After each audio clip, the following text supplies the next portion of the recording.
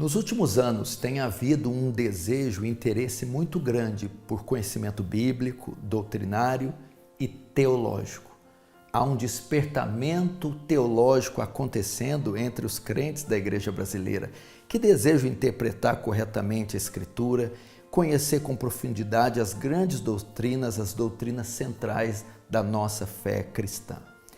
E se tem um tema que ainda desperta muita curiosidade e é muito polêmico entre os cristãos, é o dom de línguas, o falar em línguas estranhas. Esse dom ainda é para os tempos de hoje? Como é que esse dom funciona ou como é que ele se manifesta? Nós devemos ainda buscar esse dom hoje? Esse dom é útil nos nossos dias? Hoje, quem mais propaga o dom de falar em línguas é a igreja carismática, que entende que o dom deve ser buscado e que o dom é para aqueles que foram batizados com o Espírito Santo e tem o falar em línguas como evidência. Mas é assim que a Bíblia ensina? O que a Bíblia tem a dizer sobre o falar em línguas? São línguas estáticas, ininteligíveis ou são idiomas? Bom, antes de nós entrarmos onde tudo começou, eu quero dizer que se o dom de línguas é para hoje e se o dom de línguas é como muitas pessoas dizem que é, ele não está sendo obedecido como a Escritura diz.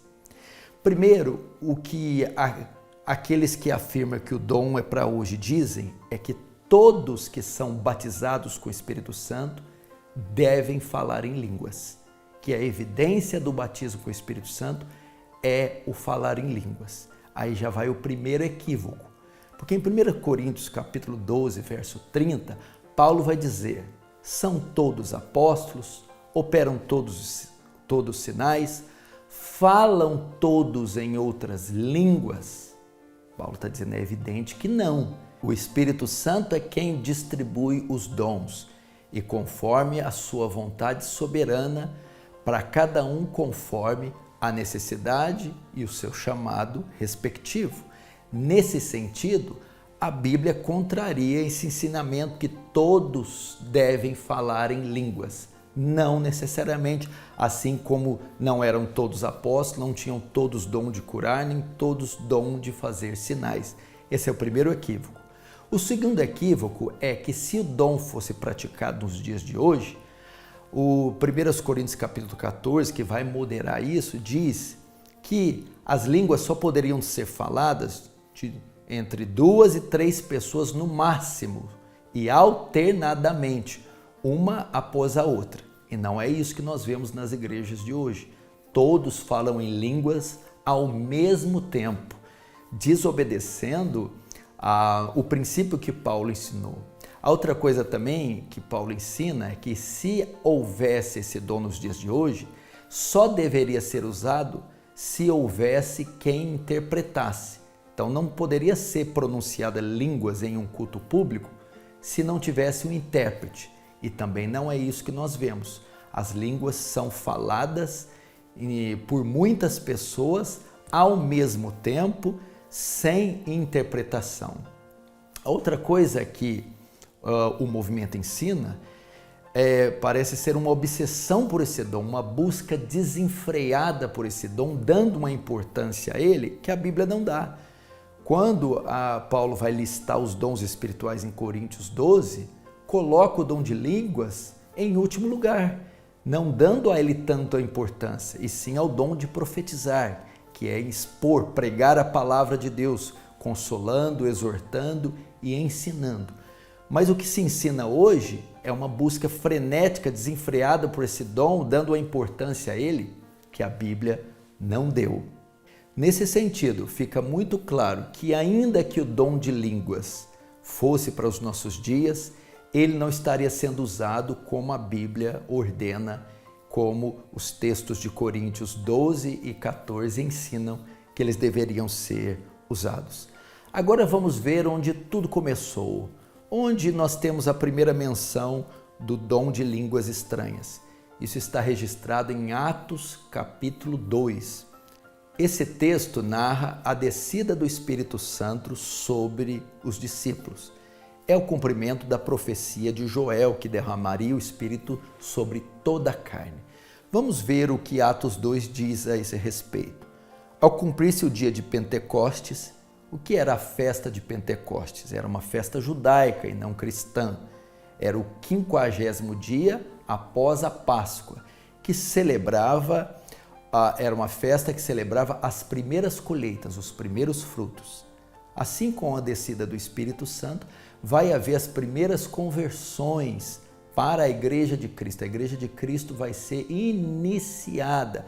Por isso, o Espírito Santo é derramado nesta festa judaica, simbolizando as primeiras conversões. E o texto diz: estavam todos reunidos no mesmo lugar. De repente veio do céu um som como de um vento veemente e impetuoso. Então, o primeiro sinal para mostrar o cumprimento da profecia de Joel é um som como de um vento. Não veio um vento sobre o lugar e não foi necessariamente o som de um vento. O som como de um vento, parecido com de um vento. Então, o primeiro sinal é o que eles ouviram, um sinal no som, nos ouvidos. E o texto diz: e encheu toda a casa onde estavam reunidos, e apareceram distribuída entre eles línguas como de fogo. Não foram línguas de fogo. O segundo sinal é visível. Eles viram algumas formas parecidas com línguas de fogo, que pareciam, e desceram sobre eles. E todos ficaram cheios do Espírito Santo, e então passaram a falar em outras línguas, segundo o Espírito lhe concedia que falasse. Então o Espírito Santo desceu sobre eles e estiveram esses sinais: som como de um vento e línguas como de fogo. Todos ficaram cheios do Espírito Santo e começaram a falar em outras línguas. Agora, que línguas eram essas que os apóstolos, os discípulos, começaram a falar? Eram línguas estáticas? Eram línguas ininteligíveis? Eram línguas de anjos? O texto prossegue e nós saberemos que línguas eram essas. Ora, estavam habitando em Jerusalém judeus piedosos, estavam habitando temporariamente judeus vindos de todas as nações debaixo do céu. Então estavam habitando judeus estrangeiros. Por quê? Temos que voltar um pouquinho na história para entendermos isso. Lembra do cativeiro babilônico? Sob Nabucodonosor? Os judeus ficaram 70 anos cativos na Babilônia. A Babilônia caindo, Ciro da Pérsia governando, promulga um decreto permitindo que os judeus voltassem para a sua terra. Mas muitos judeus não voltam e se dispersam para as nações e ficam anos. Muitos desses judeus não falavam o hebraico, falavam outros idiomas. E quando aconteciam as principais festas judaicas, esses judeus que moravam em outras partes do mundo e que falavam outras línguas se reuniam em Jerusalém para adorar. E eles estavam ali nessa ocasião que o Espírito Santo desceu sobre os discípulos. Verso 6. Quando, pois, se fez ouvir aquela voz, afluiu a multidão, que se possuiu de perplexidade. Então eles começaram a ver aqueles discípulos falando em várias línguas. E esses judeus de outras nações ficaram perplexos. Por que eles ficaram perplexos? Porquanto cada um os ouvia falar na sua própria língua. A perplexidade foi porque eles ouviram esses judeus falando nos seus idiomas, no idioma de cada estrangeiro, de cada judeu estrangeiro que ali estava. Verso 7, estavam, pois, atônitos e se admiravam, dizendo, vede, não são porventura galileus todos esses que aí estão falando? E como os ouvimos falar cada um em nossa própria língua materna. Eles ficaram impressionados aqui por duas razões. Primeiro, não são esses judeus galileus. Judeus galileus eram judeus simples, eram como se fossem caipiras, pessoas muito simples, que mal falavam o hebraico, quanto muito o aramaico. Então não eram pessoas letradas, então eles ficaram impactados de serem pessoas simples, pessoas caipiras, e que estavam falando a nossa própria língua materna. Então, o que quer dizer língua materna? Se nós trouxéssemos para os dias de hoje, haviam ali judeus estrangeiros da Espanha, do Egito, haviam judeus dos Estados Unidos, da Inglaterra, da Alemanha, da África. Eles estavam impressionados porque ouviram pessoas simples falando em alemão, em egípcio, em árabe, em português, em italiano, sem que nunca tivessem estudado. Então aqui está uma prova que não eram línguas estáticas nem línguas dos anjos, que o dom que os discípulos receberam em Atos 2 era o dom de falar outros idiomas conhecidos, sem nunca ter estudado. Isso vai se comprovar no verso seguinte, verso 9. Pois somos partos, medos, elamitas, naturais da Mesopotâmia, Judéia, Capadócia, Ponto, Ásia, Frígia, Panfilha, Egito, das regiões da Líbia, nas mediações de Cirene, e romanos que aqui residem, tanto judeus como prosélitos, crentes e arábios. Veja só, aqui está uma prova que era as línguas dos habitantes destes países que os discípulos estavam falando. Eram línguas árabes, romanas, era latim.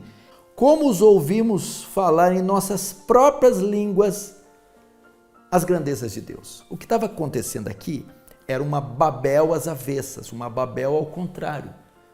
Na época, em Gênesis capítulo 11, todos falavam uma só língua, um só idioma. Veio então a confusão das línguas e passou a haver várias línguas de modo que as pessoas não se entendiam.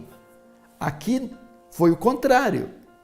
E isso é um sinal para os gentios. O Senhor estava anunciando que a promessa de Abraão, que em ti serão benditas todas as nações da terra, finalmente chegou pela descida do Espírito Santo. E que a aliança, a promessa e o evangelho não estaria restrito somente aos judeus, mas agora povos, tribos e línguas de todo o mundo. Então está provado que em Atos 2, o dom de falar em línguas era o dom de falar idiomas conhecidos, idiomas estrangeiros. Língua estranha, então, é língua estrangeira. Mas você pode me dizer, não, eu concordo com o senhor. Há uma vertente que diz que há dois tipos de línguas e há dois tipos de dons. O dom de Atos 2 era um dom concedido a falar idiomas, mas o dom de Coríntios 12 e 14 era de falar línguas estáticas, de edificação pessoal, era o dom para ser usado na igreja.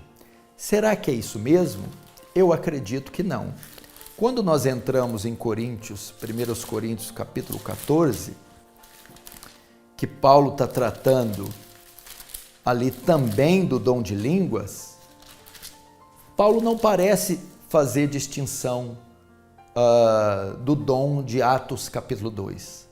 Paulo usa esses capítulos para moderar o uso do dom, para regulamentar o uso do dom que estava sendo mal utilizado na igreja de Corinto. Tanto é o mesmo dom que no capítulo 14, que ele vai tratar do dom de línguas, ele mostra no que consiste esse dom. Ele diz aqui, 1 Coríntios 14, verso 20, irmãos, não sejais meninos no juízo, na malícia. Sim, sede crianças quanto ao juízo, sede homens amadurecidos. Verso 21. Na lei não está escrito: falarei este povo por homens de outras línguas e por lábios de outros povos, e nem assim me ouvirão. De sorte que as línguas constituem um sinal para os, não para os crentes, mas para os incrédulos. Ou seja, aqui está claro que Paulo está tratando em 1 Coríntios 14 do mesmo dom que os discípulos receberam em Atos capítulo 2. O dom de falar idiomas e não de falar línguas estáticas. E que esse dom é um sinal para os incrédulos, porque o que os discípulos falaram em Atos capítulo 2? As grandezas de Deus, o evangelho, a obra de Deus em enviar seu filho e morrer pelos pecadores. É estes que precisavam serem alcançados. Por isso o dom de línguas é para ser usado para os gentios. Por exemplo, como eles cumpririam o desejo de Jesus em Atos 1:8?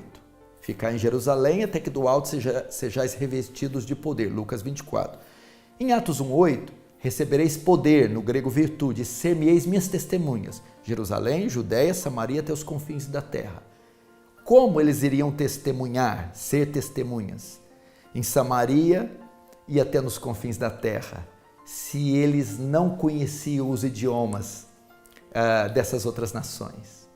É através do dom de línguas. Eles receberiam o dom de falar em idiomas que nunca estudaram, para pregar o evangelho em Jerusalém, Judéia, Samaria, até nos confins da terra, para povos de outras línguas, com o dom que receberam de falar em outras línguas, em outros idiomas. É isso que se trata. Mas talvez você também pergunte: não, mas Paulo diz que a oração em língua é para minha edificação. Eu não preciso usar o dom de línguas só para pregar ou para entregar uma mensagem, tendo um intérprete. Eu posso orar em línguas para minha edificação.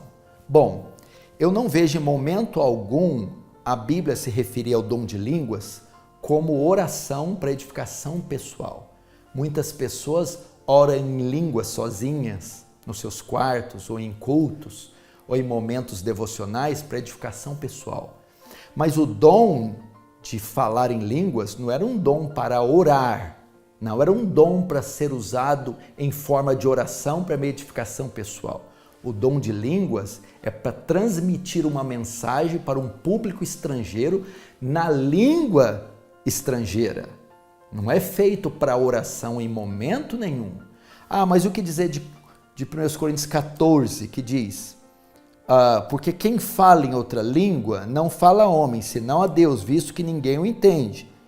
E em espírito fala em mistérios, mas o que profetiza fala a homens.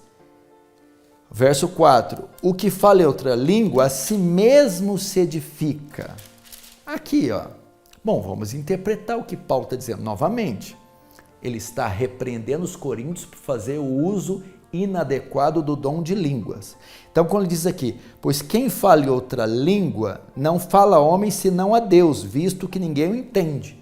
Paulo está dizendo, você está numa igreja brasileira, usando o dom de línguas para falar grego, ninguém está te entendendo, a não ser Deus, que conhece todas as línguas.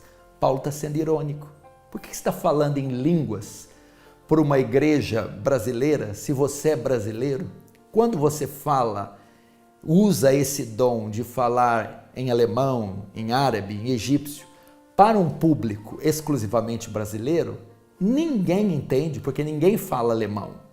Só Deus que está te compreendendo, porque Deus conhece todas as línguas. E o texto diz, e em espírito fala mistérios. Muita gente diz, não, que língua é essa que você está falando? Bom, eu não conheço, eu estou falando em mistério com Deus. O que é mistério? Uma coisa que esteve oculta e depois vem ser revelada. Os discípulos usavam o dom de línguas para falar os mistérios de Deus que agora estavam sendo revelados. A obra de Cristo, a vinda de Cristo, a descida do Espírito Santo Não tem nada a ver com o mistério que eu não compreendo e que continuará um mistério. Não.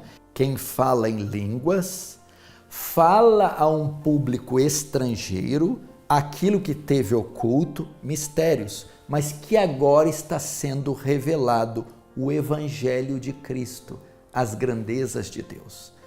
Mas vamos para o versículo seguinte. Verso 4. O que fala em outra língua, a si mesmo se edifica.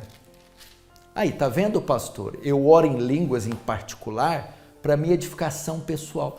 Paulo, mais uma vez, está sendo irônico. Veja só, se você está falando em língua, se você está usando o dom para falar numa língua que ninguém entende na sua comunidade, então ninguém é edificado. Você está se exibindo dessa forma. Portanto, é isso que Paulo está ensinando. Quem fala em outra língua, em outro idioma, não está edificando a ninguém, mas está chamando atenção para si próprio, está se exibindo. E não tem nada a ver com edificação pessoal, orando privativamente em línguas estranhas. Porque a língua, como eu já disse, é um dom para comunicar a mensagem para um povo estrangeiro. Não é um dom para eu orar em particular. Portanto, é errado dizer oração em língua. Deveria ser pregação em língua. Deveria ser comunicar a mensagem em língua. Deveria ser partilhar a pregação em língua estrangeira. E jamais dizer oração em língua. Então fica claro no capítulo 14 de 1 Coríntios que Paulo está regulamentando o dom de línguas e em momento algum ele está fazendo distinção do dom de Coríntios com o dom de Atos capítulo 2. Fica claro que são os mesmos dons, se trata do mesmo dom. E o que Paulo está fazendo aqui é mostrando para eles que é inútil a utilização desse dom quando não há um intérprete, uma interpretação. Mas você pode me indagar dizendo, não, pastor, e 1 Coríntios capítulo 13, falar em mistério, orar em línguas privativamente, é falar a língua dos anjos. Por isso que eu não entendo, por isso que é ininteligível.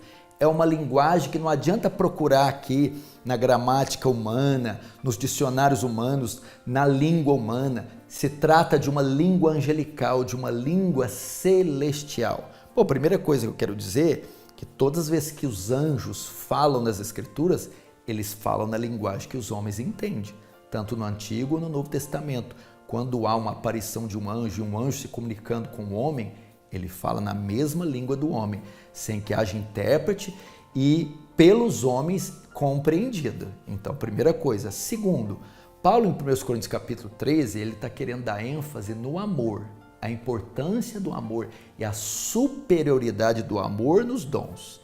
E quando ele vai dizer no verso 1, ainda que eu fale a língua dos anjos e dos homens, se eu não tiver amor eu nada serei, Paulo está usando uma hipérbole. Ele não está dizendo que ele poderia falar a língua dos anjos ou que sequer existe essa língua dos anjos e que ela pode ser aprendida ou falada. O que é hipérbole? Hipérbole é usar um exagero. Por exemplo, quando a mãe fala com o filho, arruma o teu quarto, e ele não vai. Eu já te disse 1000 vezes, arruma o teu quarto. Ela não disse 1999 mais uma, mas ela usou uma hipérbole para enfatizar o exagero. Paulo a mesma coisa.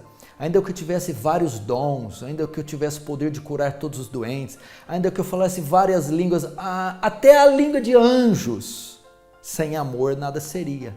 Então Paulo está dizendo, se eu falasse os idiomas mais bonitos, até os idiomas celestes, se eu fosse capaz de tal coisa, sem amor nada seria. Então Paulo está dizendo que está usando uma hipérbole para enfatizar o amor e dizendo, se é que existe uma língua angelical e se eu pudesse falar, não que ele poderia, mas ainda que eu pudesse, sem o amor nada disso me adiantaria.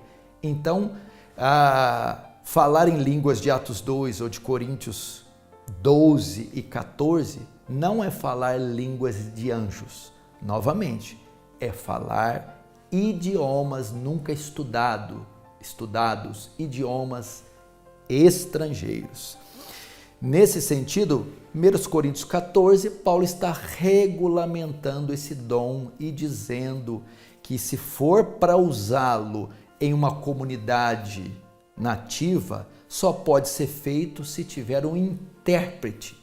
Porque que valor tem eu falar, comunicar uma mensagem em grego para um público brasileiro? Eu só poderia fazer isso se eu tivesse alguém com o dom de interpretar a minha mensagem do grego para o brasileiro. Seria esse o caso. Mas mesmo assim, Paulo diz que preferiria que eles profetizassem, ou seja, usa o púlpito para pregar a palavra na sua própria língua, brasileiros falando para brasileiros. Eu não preciso que um brasileiro use o dom de falar em línguas para falar em grego a um público brasileiro e ter que haver um intérprete para traduzir a mensagem grega de um brasileiro para os brasileiros. É isso que estava acontecendo na igreja de Corinto, o uso desordenado dos dons. Portanto, queridos irmãos, fica claro que em momento algum na Escritura a Bíblia demonstra o dom de línguas como sendo línguas estáticas, línguas ininteligíveis, línguas de anjos. Esse dom foi usado nos primeiros séculos para a expansão do reino de Deus, um sinal de juízo contra os judeus, dizendo: agora o evangelho, a aliança será estendida para além das fronteiras de Israel, para os gentios. E uma das maneiras é que os discípulos serão dotados de uma capacidade de anunciar a mensagem nas suas próprias línguas, sem que nunca tivessem estudado. Então o evangelho vai se expandir e muitos dos discípulos começam a pregar em várias nações, no idioma deles, recebido esse dom pelo Espírito Santo. E hoje a maneira que nós temos de comunicar a mensagem de Deus é fazendo traduções da Bíblia para as mais diversas línguas, aprendendo idiomas e enviando missionários para os 4 cantos da terra. É assim que nós anunciamos a mensagem já revelada, já consumada, já completa de Cristo a todo mundo.